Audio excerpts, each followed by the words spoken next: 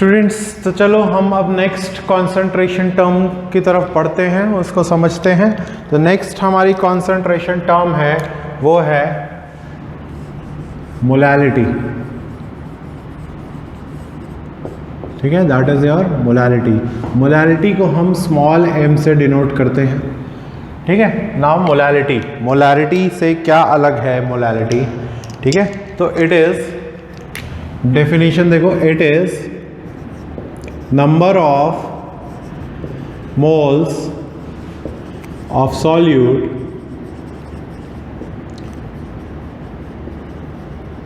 dissolved in, now pay attention, dissolved in 1000 gram mass of solvent। ठीक है, और we can replace this 1000 gram mass of solvent with kg of solvent. ठीक है, with dissolved in kg of solvent.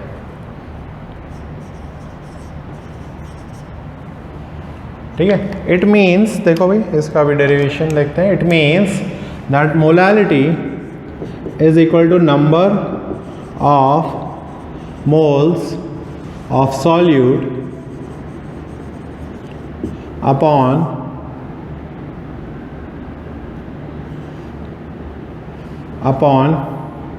mass of solvent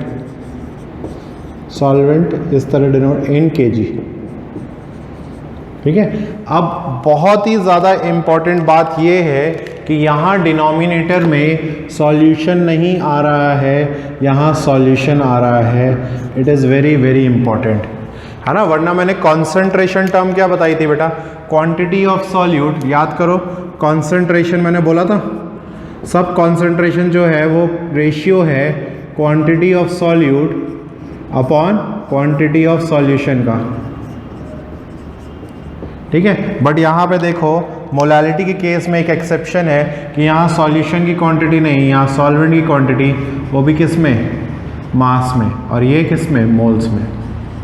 ठीक है, तो concentration के terms में भी ध्यान रखना, ये एक एक्सेप्शन है कॉन्सेंट्रेशन का, एक्सेप्शन कि उसका जैसा रेशियो है, कौन है एक्सेप्शन? मोलैलिटी, कि जैसा उसका रेशियो होता है उस तरह का रेशियो नहीं है। समझ आया?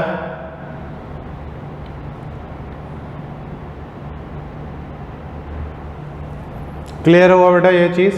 एक क्वेश्चन करके देखेंगे या थोड़ा इसका फॉर्मूला और मॉडिफाई कर लेते हैं। ये तो है ही फॉर्मूला, ये नोट कर लिया।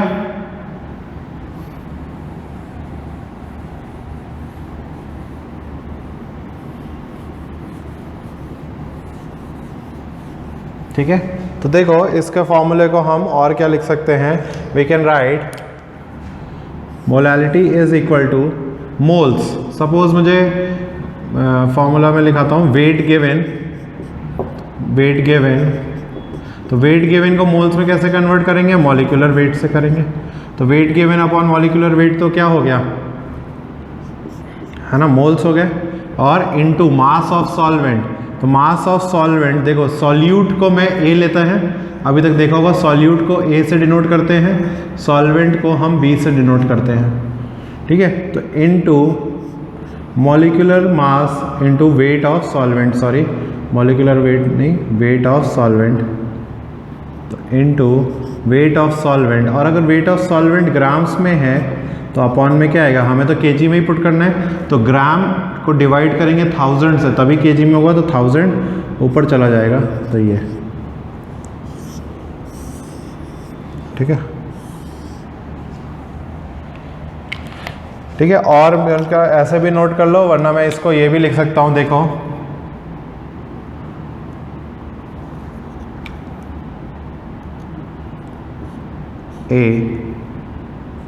ए किसका? वेट। ठीक है, और ये बी जो है, ये बी। ठीक है, देखो सब लिखवा देते हैं। तो WA is weight of solute in grams, MA is weight of molecular weight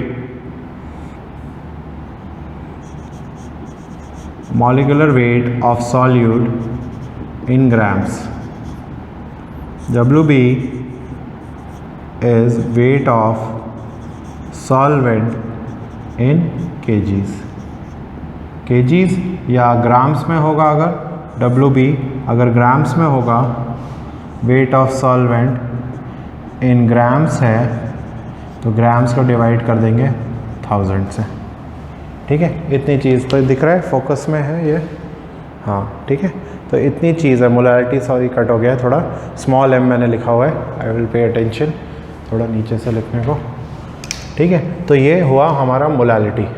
different कैसे है मोलारिटी से तो मैं बता देता हूँ। एक ही चीज़ का डिफरेंस है बेटा, कंपेयर करते हैं अगर इसको मैं मोलारिटी से, देखो यहाँ पे कंपेयर करता हूँ मैं, तो मोलारिटी जो आएगी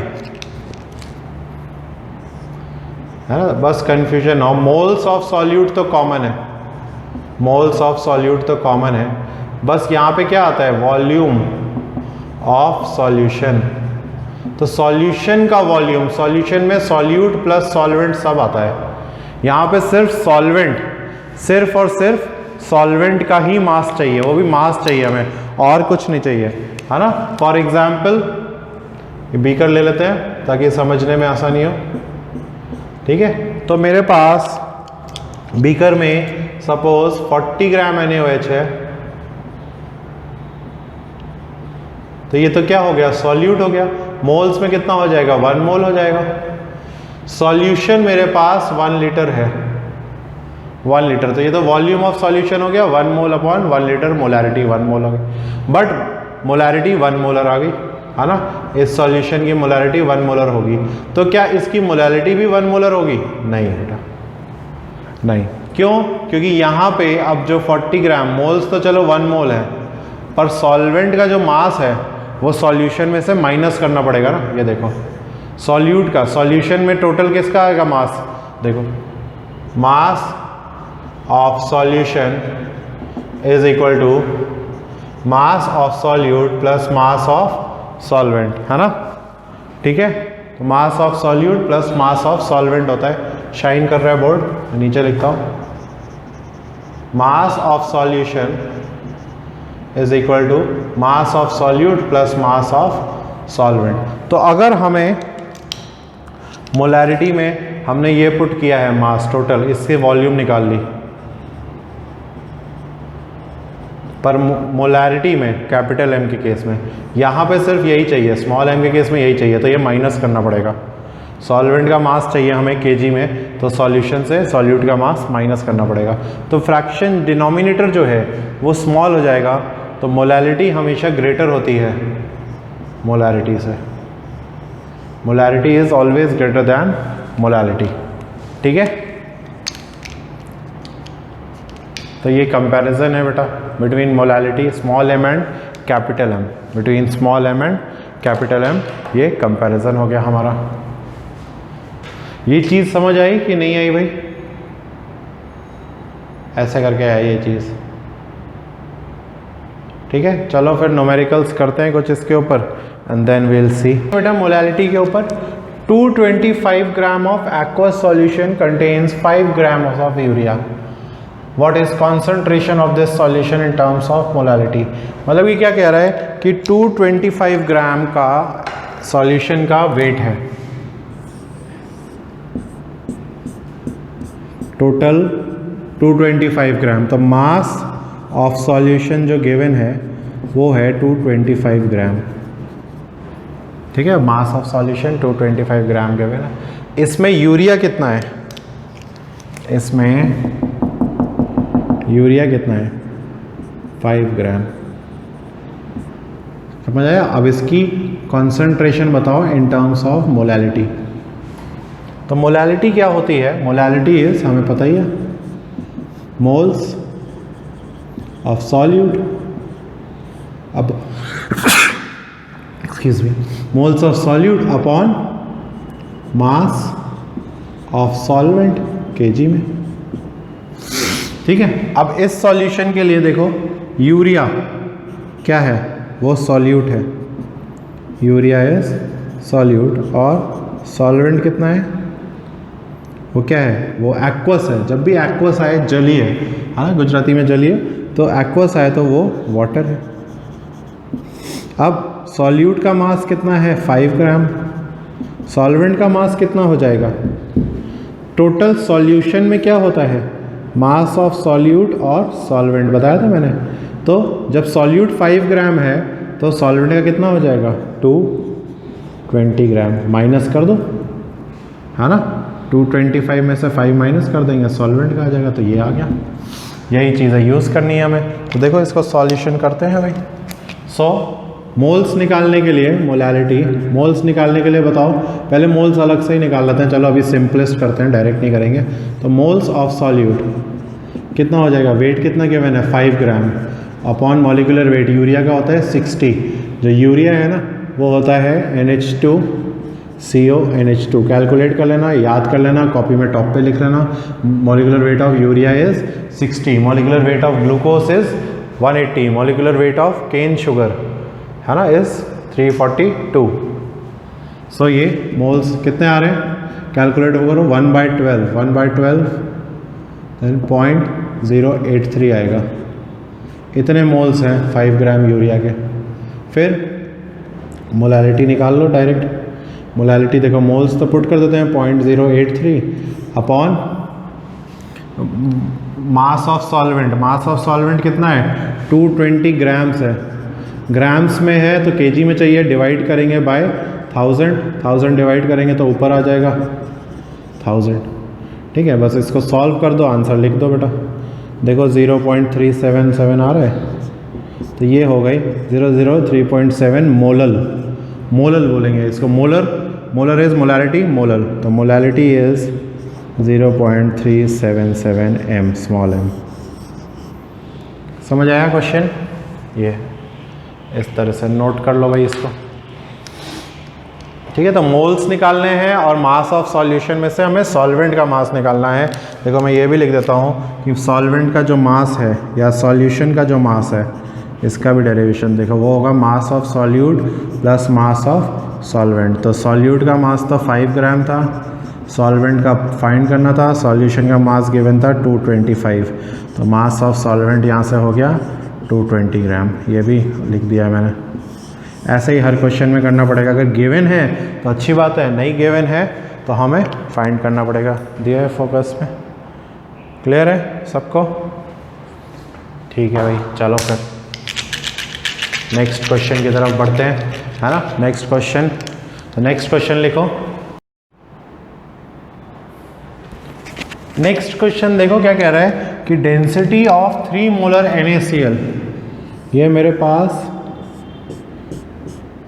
इसकी मोलैरिटी गिवन है बेटा, कितनी 3 मोलर NaCl सॉल्यूशन है ये, और इसकी डेंसिटी गिवन है। डेंसिटी क्या होती है वो देखो 1.25 ग्राम पर ml, मतलब कि 1 ml ड्रॉप का वेट कितना है 1.25 ग्राम, या ऐसे बोल सकते हैं कि 1.25 ग्राम का ड्रॉप होगा तो उसकी वॉल्यूम कितनी होगी 1 ml। Density mass upon volume होती है, तो ऐसा करके है। ठीक है, तो 1.25 ग्राम अगर ड्रॉप का मास है, इतना लिक्विड लोगे तो उसकी वॉल्यूम 1 ml मिलेगी, या 1 ml ड्रॉप है तो उसका मास मिलेगा 1.25 ग्राम। जैसे वाटर में 1 ml लोगे तो 1 ग्राम ही मिलेगा, 1 ग्राम लेंगे तो उसकी वॉल्यूम 1 ml ही मिलेगी, उस तरह से। तो डेंसिटी ये है। ठीक है, तो देखो गिवन इन द क्वेश्चन क्या क्या है बेटा, फोकस में है, कैमरा दिख रहा है, ठीक है। ठीक है, तो 3 मोलर NaCl सॉल्यूशन है। 3 मोलर NaCl सॉल्यूशन का मतलब क्या बोल सकते हैं, मोलैरिटी की डेफिनेशन याद करो, 3 मोल NaCl present in 1 litre solution, मतलब कि इस सॉल्यूशन में जो NaCl है वो कितना है 3 मोल है। अब 3 मोल NaCl का मास कितना होगा, तो बताओ 1 मोल NaCl का मास होता है 58.5, तो 3 मोल NaCl का मास होगा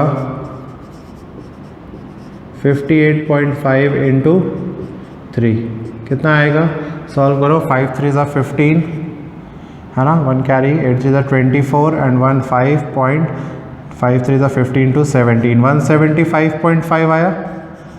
तो मेरे पास 3 मोल NaCl का मतलब 175.5 ग्राम बोलो या 3 मोल बोलो, एक ही बात है। यहाँ तक क्लियर है सबको? ये सब डिस्कस कर चुके हैं हम लोग। बताओ भाई, समझ आया? 3 मोलर NaCl का मोलैरिटी की डेफिनेशन क्या होती है? 3 मोल NaCl present in 1 litre solution. 1 mole NaCl इतना है तो 3 मोल NaCl इतना होगा। यहाँ तक क्लियर है? तो ये NaCl हमारा क्या है बेटा? सॉल्यूट है। तो ये क्या हो गया? मास ऑफ सॉल्यूट मिल गया एक तरह से, मास ऑफ सॉल्यूट मिल गया। मास ऑफ सॉल्यूशन देखते हैं। मास ऑफ सॉल्यूशन फाइंड करने के लिए हम डेंसिटी यूज़ करेंगे। क्या यूज़ करेंगे? डेंसिटी ऑफ सॉल्यूशन यूज़ करेंगे, जो कि ये गिवन है। तो डेंसिटी ऑफ सॉल्यूशन क्या करती है कि 1.25 ग्राम पर ml है। तो अगर मैं 1000 ml की बात करूं, देखो 1 लीटर सॉल्यूशन है ना, 1 लीटर सॉल्यूशन, तो उसमें कितना मास होगा? सॉल्यूशन का मास अगर हमें निकालना है, या ऐसे देखो फॉर्मूला ही अपने पास, डेंसिटी ऑफ सॉल्यूशन क्या होता है?